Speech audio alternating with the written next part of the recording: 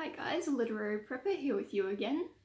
Today I want to talk to you about wine and why you guys should stock up on it even if you don't like it or you don't drink or whatever other reason you don't normally consider putting wine in your stores. So we live in an area where we have a lot of little pests flying around. It's Australia, we have flies. It's fantastic. So at the moment I have nowhere shady to store, well, we have nowhere shady to store our bins. So we have quite a fly problem at the moment because we're in February, it's the middle of summer, it's been really hot. So no amount of bin scrubbing can keep the little guys away. So what I wound up doing was going down to Bunnings initially and buying one of their sort of little plastic fly traps and hanging them near the bin. But those things fill up quickly and they dry out rather quickly as well, or what I think is quickly anyway. So when that was full, rather than just sort of throwing it in the bin or whatever it is that you're supposed to do with them, I emptied out all of the dead flies, washed out the container, and I've been sort of periodically just filling it up with a mixture of wine, a little bit of dish soap, and just topping it up with a little bit of water, obviously because you don't want diluted wine, but wine is also expensive, so you don't really want to be just throwing it away needlessly. Because it's been so hot, I do drink wine. I drink a fair amount of wine. But if you don't put it in the fridge, unfortunately it tends to go off quite quickly. So we've had a lot of designated fly wine lately because it's just been so disgustingly hot. For those of you out there who are thinking, ew, why would you put red wine in the fridge? It actually lasts 6 times longer in the fridge than it does in the cupboard or on a bench. So just keep that in mind. You might want to sort of, if you don't want to drink it cold, just take it out and sort of, let it come back to room temperature before you drink it if you're going to finish the bottle then. But yeah, it lasts 6 times longer if you put it in the fridge than it does otherwise. So the other one that I've found is also quite useful for flies is cognac. So obviously because it's, it's still a wine product, I find it works really well. I've tried all sorts of other solutions with, sugar water or honey water or what else have I tried? I've tried all sorts of natural sort of home-based fly catcher remedies, and honestly this is the best thing that I've found works, is just putting a little bit of wine out periodically and then just changing it on a regular basis so that it doesn't get full and it doesn't go moldy, because that's also really gross. The other thing that I would recommend is stocking up on beer. Now beer for long-term storage doesn't have a particularly long shelf life. I'm not sure what it is exactly, but it's pretty much like a sort of buy and consume relatively quickly product like soft drinks. So the reason why I say stock up on beer, particularly bitter beers, not your fruity craft beers or whatever. If that's your thing, then go for gold. But if you stick with your more sort of traditional beers, like your bitter beers, a lager, something like that, things like slugs and snails love that stuff. Like, I think it's the yeast in it that they go after, but if it's got a strong flavour, then they'll like it. I actually did an experiment a number of years ago.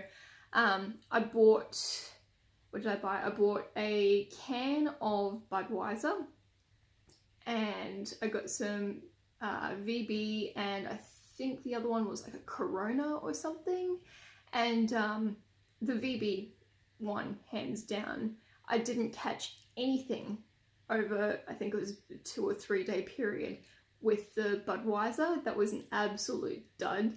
And the Corona was so, but they really went after the VB, like the really sort of strong flavored beer. So if you plan on sort of setting up some sort of, if you already have a garden, or if you plan on setting up a garden, if that's your sort of food storage plan or food sort of plan, then add beer to your stores as well. The other thing that you sort of might want to keep in mind is that the bottles for these things can also come in handy for other uses. This is actually an olive oil bottle that one of my neighbours threw out. I thought it was pretty, so I kept it. They threw it in our recycling bin, so I fished it out and washed it out. I know, it's gross.